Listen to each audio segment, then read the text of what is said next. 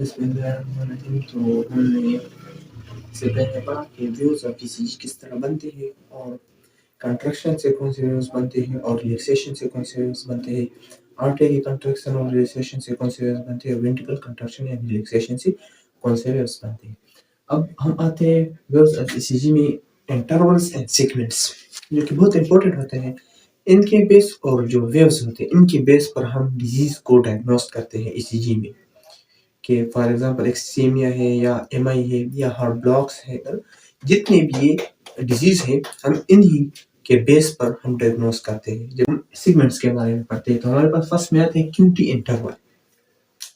Cutie interval हमारे पास Q waves भी होता है और टी वेव्स भी होता है, आपने इससे पहले वेव्स देखी थी। तो क्यूटी इंटरवल हमारे पास to start of Q wave and to end of T wave, यानी यहाँ पर आप देख सकते हैं स्क्रीन पर भी आपको दिखाई दे कि क्यू वेव से शुरू होता है और टी वेव के एंड तक।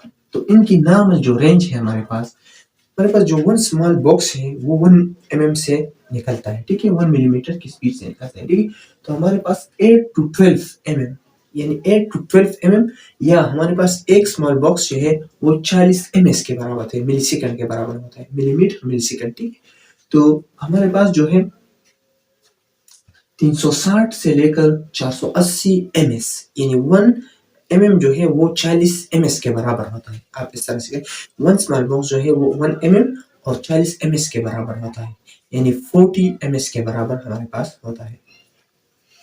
इसी तरह हमारे पास जो है पियर इंटरवल आता है। इसके बाद पियर इंटरवल हमारे पास to start of P wave से स्टार्ट होता है end start of Q wave, यानी पी वेव के स्टार्ट से और क्यू वेव के स्टार्ट से यहाँ तक जो डिस्टेंस होता है हमारे पास, इनको हम कहते हैं पी आर इंटरवल।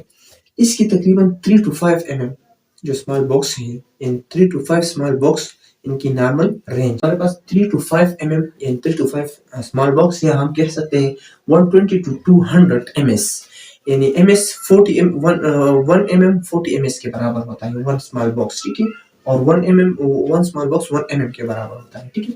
तो हमारे पास स्टार्ट ऑफ पी वेव से शुरू होता है और to start of Q wave तक ये होता है, ठीक है। फिर हमारे पास आते हैं क्यूआरएस इंटरवल। क्यूआरएस इंटरवल हमारे पास होता है to start of Q wave and to end of S wave, यानी क्यूआरएस जो वेंट्रिकल कंट्रैक्शन की फेज है, तो इसी दौरान हमारे पास क्यूआरएस कॉम्प्लेक्स बनता है। तो क्यू वेव से स्टार्ट होता है और एस वेव तक इनकी एंड होती है, ठीक है। एस वेव की एंड तक ये डिस्टेंस होता है और ये हमारे पास 2.5 mm तक, 2 से लेकर 2.5 तक, अगर 3 तक नहीं 2.5 तक, अगर 3 तक रह गई तो ये फिर हमारे पास मुख्तलिफ किस्म के अक्सर पीवीसीज में भी ये ब्रॉड हो जाते हैं। अगर ये ब्रॉड हो गई तो फिर नॉर्मल नहीं होती, ठीक है। तो हमारे पास 2 to 2.5 mm तक जो कि इसकी नॉर्मल रेंज है, यानी 80 से लेकर तकरीबन 100 ms तक हमारे पास ये नॉर्मल होती है कि हमारे इंटरवल, ठीक है। फिर हमारे पास आते हैं एस टी सेगमेंट, जो कि एम आई के लिए बहुत जरूरी होता है। एम आई इससे हम डायग्नोस करते हैं S T segment to start of S wave and to start of T wave, यानी एस वेव से स्टार्ट होता है और टी वेव के स्टार्ट तक। तो ये जो डिस्टेंस है ये हमारे पास एस टी सेगमेंट है और ये बहुत इंपॉर्टेंट है, ठीक है। हमारे पास 2 to 3 यानी 80 से लेकर 120 ms तक हमारे पास ये नॉर्मल होता है, ठीक है। 2 to 3 mm तक ये नॉर्मल होता है। फिर हमारे पास इसके बाद आते हैं पीआर सेगमेंट।